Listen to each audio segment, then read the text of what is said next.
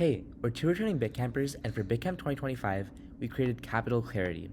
Like many students, we've had that sinking feeling, checking our bank accounts and wondering, where did all our money go? We realized we weren't alone.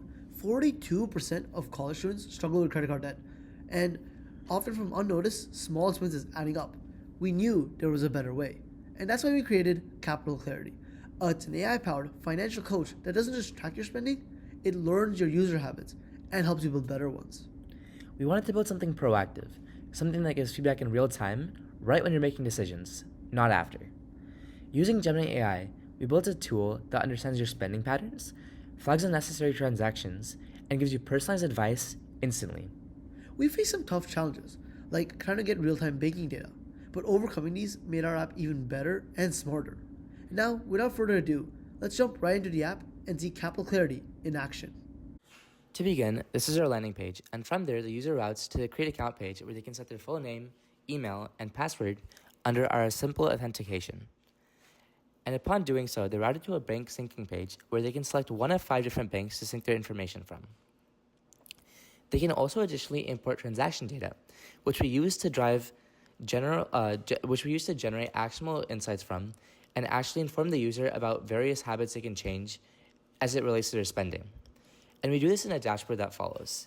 But basically what's happening on the back end is we're extracting all this data and preparing it in a format in which we can show the user. So this process does take up to 10 to 15 seconds normally because there is a lot of back-end processing that goes on with Gemini and the loading time that occurs, but it should be done in a couple of seconds. Cool, we see that the process is completed.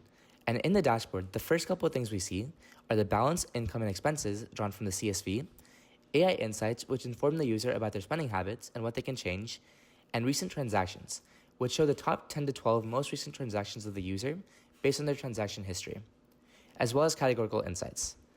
So another feature we have is adding a transaction. And basically what this simulates is if a user has a transaction in real time, we can basically alert them whether this is a good transaction or a bad transaction based on Gemini.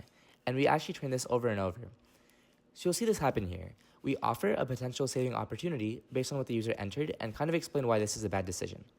The user has the option to either accept or decline our change. So we see that the user actually accepted here. So because of that, when they go back to their transaction log, they actually see that that specific log turns red. So we'll show you another example here where they're trying a separate description for adding a transaction. So like, let's say it's a road trip and the amount is $2,500. So when they put the category to travel and send this request, basically over here, we see that this is an absurd amount of money for the amount of money that they have in the account. So correspondingly send another message like this. But now the user disagrees, so they can tell us more about why they disagree and send us this request. So upon submitting the feedback here, what you'll see happen is when the user is scrolling all the way back up to the transaction log, this specific thing is no longer red because they showed us why this is no longer an issue.